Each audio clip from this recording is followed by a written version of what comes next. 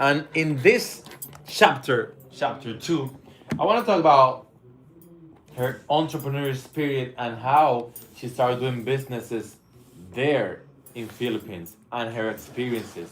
I want to talk about her accident that changed her perspective of life and also the value that those experiences brought to her life. Welcome back, my beautiful friend Brianna. Barbie Yes, in the what's house what's for the up in the second time. house? That's right. Yes, we're back. Barbie. Mm-hmm. So, Dímelo. ella habla español un Un poquito poquito. también. Oh, yeah. Así que, bueno, it's Spanglish here. Pressure. You went to Philippines, you stay there, you saw how they welcome you, how much they love you, how present they were, and you fell in love with the community. Mm-hmm. You were doing CrossFit. I remember back in those days when you went, you got sick, food poison for the first time, like in week 3 or something like that, Mm-hmm. and then you adjusted to the water, to the food, to the culture, and then after that, we disconnected, and then you did your stuff. I want to know about that process. Once you establish yourself, you start doing CrossFit. When did you start thinking about doing a business there, and Mm-hmm. why? Okay. So, again, none of it was a plan. It was just ideas that were riding from momentum. But so when I first got there, I was briefly explaining how I felt my very first impression. Then, within those first couple of days, I was riding around on my motorbike. I was on my way to go coach a class, and there was these group of kids, locals, playing in the road. So they don't have phones. They are so connected with their creativity and their inner child, as you should. Unfortunately, here in America, I realize how much phones and things are just whatever. It's very different. So they were playing a game. I forgot the name of it. But you stack up they use their flip flops because they have nothing there. So they're so creative It's with the very resource. similar to Latin America, It's actually. so similar. Very That's similar. why when I moved from Miami to Philippines, I felt that it was so similar. I was able to connect so deeply. It just felt the same. You know what I mean? And I was like, this is weird. Anyways, so there was those local kids. They were playing the flip flop game. They stack up their flip flops and they just try to throw at it. And I was That's like, wow, cool. this is just And they run. yeah, and it's just so beautiful.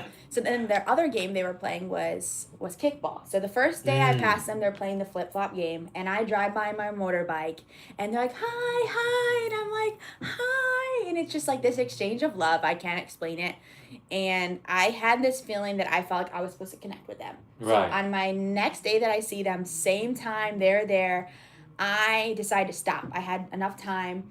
I stopped, I parked my motorbike, and they let me play with them. So I'm playing kickball in the street, no Super cool. shoes with them. They're like in their pajamas and whatever. And it was a beautiful experience. And at the time, I specialized in training kids back here in Miami. So I was like, this is it. Like, this is why God brought me here. I'm supposed to train these kids. Like, I know Train it. as if Like, coach them. coaching physical training. Yes. Okay, For cool. sports. And then I also was like, I can educate them in other things that I saw obviously a lack of opportunity and resources there. So I was like, maybe this is it. I didn't know if it was a school. I didn't know what it was. But my first initial thing was, okay, maybe I can get them into the gym, the CrossFit gym. And I can sponsor their memberships. So what I did was I started a GoFundMe because I'm still 2 weeks in the Philippines. I still have a lot of connections in Miami. So people who were I think here, you post something like that. I remember. Yes. people were willing to donate to a GoFundMe. So within a week, I raised about $1,500 for them. So I start buying them things. They called me Barbie. So that's how it started. That's how Barbie. They called me Barbie. So then they say ate, which means sister. So they're like ate Barbie. I want a skateboard. I want this. So I got money to get them. I raised money to get them skateboard, but I started buying them these things.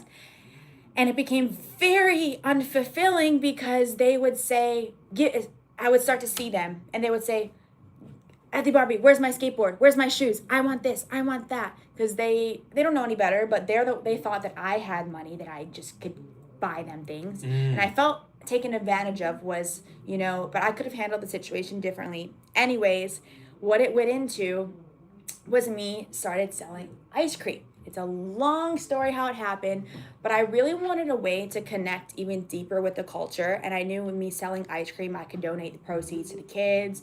And I wanted to make an impact and show people what it's like to work hard and be humble, you Why know? you decided to open an ice cream shop in the island? Well, so where I was staying, I had these really close friends who live in what's called a homestay.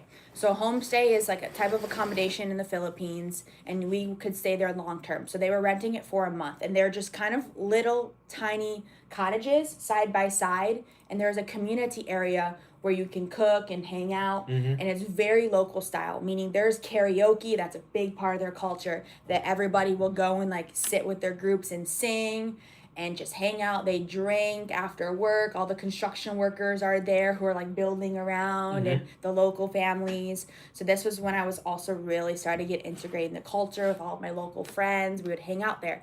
Well, where I was staying, there was a very famous bridge where everybody would go and watch the sunset and go skate. You could even jump off the bridge, and there was maybe four vendors. One of them was selling coffee, and she was a good friend of mine who was staying at this homestay.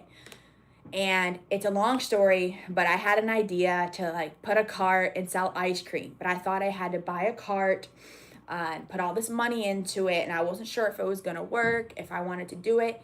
And they all my friends there who lived there said, you know what, why don't you just put a table? I'm like, how am I gonna get the table there? How am I don't know. My friend who has the coffee cart said I could put my styrofoam box of ice cream cooler and my table on her cart, and she would help me. And I remember setting up a table the night before and doing the costing, like practicing, and all of my local friends there were supporting me. They were trying it, they were buying, they were my first customers. Within the first week that I sold ice cream on this bridge, like as a street vendor, everyone in that island who knew me, it's a very, very small island, they all came and bought at least once. They're like, we heard you started a business, congratulations on your That's nice. business, That's and we nice. want to support you. And then I said, wait, business? Like, I'm just selling ice cream as a street vendor. I used to sell lemonade as a kid. I used to knock on my neighbor's door, you want to buy lemonade? Like, I was always hustling, always. Anyways, like, I didn't think it was a business. And I saw how much support I was getting in a way too, where I felt like people were watching me, in a sense of I had, I was inspiring people. I used to coach on the island, and then I would run. So I used to do a run every day, and I would see the same people because they're kind of in their same. And then here I am selling ice cream at night. So the amount of things I was doing in a day that were very, I felt like it was inspiring. And people were watching, and I could be a good influence to Mm-hmm. some, they haven't really seen that before. So yeah, that's how the ice cream started. Eventually, people would come up and buy my ice cream and record me.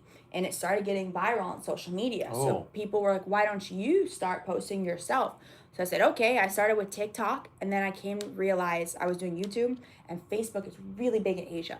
So I remember I posted my first video on there, viral. And I start posting more, and they're going viral. Mm. Eventually, I go on national television, Oh, wow. and I was connected with a lot of people.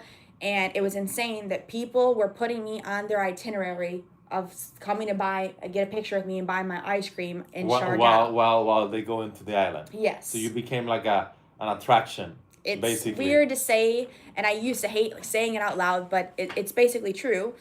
And to an extent where they said they would find out about Siargao because of me. So through my videos, I was like promoting the island, and it was great because I was able to provide a lot of opportunity for other Absolutely. locals. Absolutely. And if they were coming to buy ice cream, they're gonna stop at all the vendors first to buy food, to buy the transportation. They're taking the tricycles. So it was great to see that I could make a difference in that way as well.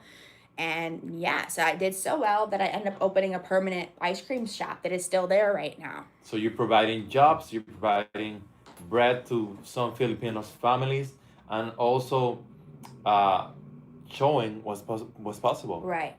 So that's great. Another question that I have for you, Mm-hmm. as you can see, we have a beautiful bag here. Oh, Tell me yeah. about that, because I heard it's water resistant, coffee resistant, everything resistant. Yeah, so I just may or not have spilled my coffee in the purse. I said, it's okay. It's waterproof, life proof. So I opened a permanent ice cream store because Was it good ice cream? oh, it's great. It's Yes. called Barbie's Ice Cream. That's right. And the other thing about it is I actually don't make the ice cream. What's so cool is a local in the island makes it, so I'm able to support her through like, reselling it and whatever. Nice. Anyway, so the ice cream is still there. It's called Barbie's Ice Cream. Just a little storefront, simple. I bought 2 of these bags, but they were bigger that I just enjoyed for myself. I would take to the market every day, to the beach, whatever. And I started having a lot of people compliment me on the bag. So I said, you know what? Like, what if I buy just a few bags and display them in my shop and see if they sell? So I bought 5 bags. And honestly, they weren't selling at first. And then I started posting because I did a lot of social media. I would post the bag, and a lot of people were asking me if I could ship them the bag. So I said, honestly, I don't really know how this works in the Philippines. Like, how do I even, I'm on a motorbike. Where am I supposed to? Anyways, I contacted one of the local, think about like Amazon, for example, similar but different, one of the drivers, and I said, hey, would you like to make some extra money if I give you, some tips? Could you just pick up this bag and or tell me how I can ship it? And they said, no problem. So till this day, the same driver now for 2 years would come, he'd pick up the bag if I have an order. I send him the address. It's all, I accept the orders all through just messages. So I'm like filtering through inquiries, handle it that way. He comes, I'm able to tip him really well. If any of our team members sell a bag in the store, I give them a really nice bonus. So honestly, the ice cream shop doesn't make a ton of money. It's more, I know what it provides for the team members that I have there, more than they can make somewhere else. And it's just it's just a cool thing. So the bags, long story short, I had a lot of interest of people asking me to ship them in the United States. And I looked into the shipping cost from there to America, and I said, yeah, it's impossible. It's ridiculous. Long story short, I was like, I still kept seeing the interest. I'm like, there has to be another way. So when my mom and grandma, they came to visit me, and I sent back with them like 20, 30 bags I could fit inside a suitcase, and they brought it back to the States, and I said, okay, we have a limited batch. I thought it would sell a couple like this, like went out like this. So I saw the interest, I saw the value. I said, I gotta make this happen. Like the people in the Philippines, women are hand weaving these bags. And if I can buy it from them, it's supporting them. I see the difference. It's making a huge difference in their lives. Like, that was my why. I realized you need to have a why so strong behind what you are doing, because that's like what your motivator is. Absolutely. You're helping people. Yeah. And that's the whole thing I learned in the Philippines is how I want to give back and help people. Because again, everything I was saying earlier, it doesn't matter if it's just for yourself, So tell me about the bags. Mhm. They're made out of what? Just recycle. Recycle material. So you're helping the environment as well. Mm-hmm. You're helping the Philippine people, Mm-mm. and you're also making women look sharp. That's a gym bag. That's for the beach. It's water resistance, coffee resistance. I just